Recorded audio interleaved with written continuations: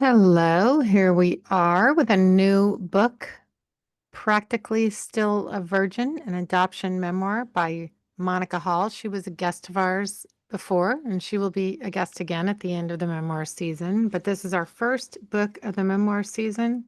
We have read the first three chapters. So if you are just listening, you can purchase this book and join us. The chapters are short. You should be Mhm. able to catch up by next week. Oh So. gosh, it's so good. I'm already wanting to read ahead. It's written so well. It's Well, and fun. it's also what's so interesting about it too is, it was kind of Alaska. It's all about Yeah. Alaska, which I don't know that Yeah. much about, and Yeah. how she talks about how it's like people go there to for change or a new start or Yeah. a place to hide, you A know. place to hide. It's funny. So Bill and I talk a lot about Alaska because he lived there for a while, my husband. And I read two books about Alaska and I was like, oh my God, someone's actually lived it. Like not just fictional characters. So I yeah, can't no, wait to someone tell him who, about it.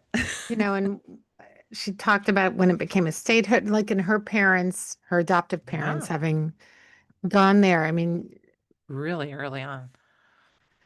so the first chapter, she kind of just gets into her being adopted, right? Mm-hmm. And her mom, who she calls Mama, telling her stories, sitting on her lap and telling stories. The first one is about when they got her, right? And then the Yeah. second one is about this baby elephant who gets Oh, lost. And the thing that yeah. I kind of stuck out to me was her mother saying, she reiterated her worry of losing Yes. me throughout my upbringing. And what, of course, with all of our years now of doing this, popped into my head is, oh, it's that instilling that early Yeah.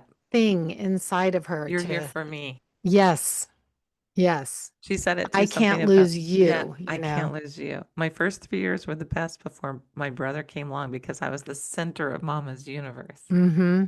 So she's foreshadowing that that's probably going to change, right? I mean, And then it's, then they do go get the brother, the social worker drove them to a house where Mama later told me the foster lady gushed about how this one slept through the night without waiting for feedings. yeah.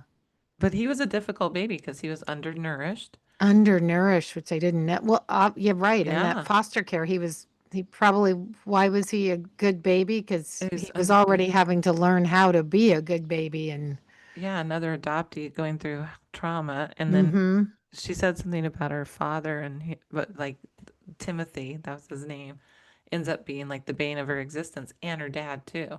right. Because the So we don't mom's know what's, super focused, I'm guessing. We don't know. yeah, we don't know. Lots more to be revealed. Yeah. She kind of goes through and tells about moments that shaped her into who she became. One of those moments was getting her tongue stuck on a frozen metal, like the frog, licking. So Yeah. many kids do that. It's so And dangerous. she just stood there, not wanting to Yeah. scream for help, right? Yeah. Because of her image. So she said that was her first memory of caring how others perceived her, perhaps the first blush of an ego. Mm, I feared being unlovable because I'd been abandoned twice by the age of 4. More likely, I was born a show off. Or yeah. how about a combo? That's what I think. How about a Yeah. combo?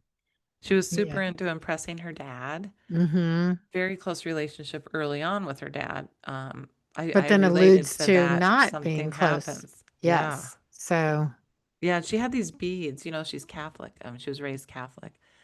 And the mom put a lot on that. They had a whole bunch of Catholicism stuff in her. We are kind of, we know her too, so we kind of know this.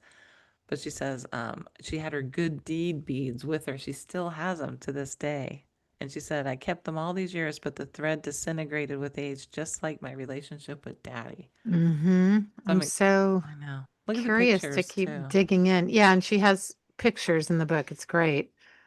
The one picture I'm looking at where I can see an I expression on know. her. They both kind of her brother looks shell-shocked with a fake smile. That's what I And then, thought. and Like, then she just looks disengaged or sad. There's a sadness. there is a sadness. It's good to buy these books too because you can, like, I love that she put the pictures in.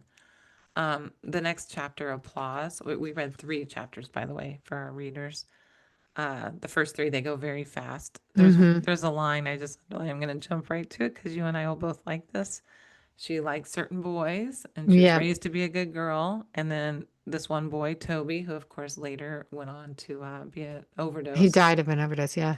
Yeah, she said, I've liked bad boys ever since. I was like, God, is this a common theme with adoptee women? I mean, Mm-hmm.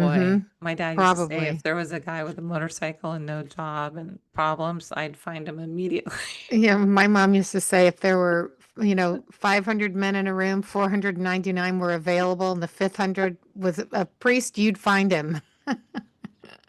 I mean, that was me. I mean, forever I had the bad boy. Like, why? Yeah. You're drawn to rebellion. Mm-hmm. Rebellion or also not feeling great about Yeah, good. yourself. So Yeah, I think it's more of a reflection of that I do if it too. doesn't go away. And then the next chapter is all about that crazy earthquake. Oh, yeah, the 9.2, one of the Oh biggest my in history gosh. to this Yeah. day. To this day. That in Mexico City. Yeah, that was crazy. So she lived through the big Alaska earthquake. Mm-hmm. And that was kind of interesting because she was missing a birthday party she wasn't invited to. And then all these people died. I I mean, did want to know about so there was a yeah, birthday party going on. She wasn't yeah, invited to it. She'd been watching that. yeah, And then during the earthquake, when her mom gets her and Timothy and puts them in the doorway, and then they see a woman yeah. outside trying to get to the party and she's falling. And then after the earthquake had settled down, they didn't see her anymore. I'm like, okay, well, what happened to Me her? too. Monica, I want to know. I was looking through. Wait, did I miss about the woman? No, we're left hanging. So we Yeah, need to know, Monica. Please email us and let us know. yeah, Monica. Also, I related to Monica just because I was such the tomboy and the competitive thing. I was like Mm-hmm. always had to be with my brothers showing off. I would be injured just like her. She had an injury playing through it. Like, and it was more about fitting in than being competitive because Mm-hmm. I could care less about competition as I'm older. It's more about look at me, I'm okay. I can fit in with you. I can get along. Yeah. I can do this. I think so much of our personalities are layered in who's like dad's gonna think I'm cool and men will think I'm cool. It's so interesting. Yeah. And her writing's really I like her writing a lot. I do too. I do too. I'm looking forward to really digging in. I mean, it's going to go fast, I think. So It's hard to stop when it's a memoir I know. because you're like, wait, okay, wait, I mean, real you could time. keep going and then just reread the I feel night like it before wouldn't that be is. authentic, right? Because Yeah. I feel like I'm so touched by right before we get on. Yeah, me too. I like to read closely to our recording. So, I rarely cheat, Sarah. okay, Louise. I think sometimes we might both kind of go, oh, read ahead a little bit. All right. Well, I will see you in a minute for Carol. Yeah, see you in a minute.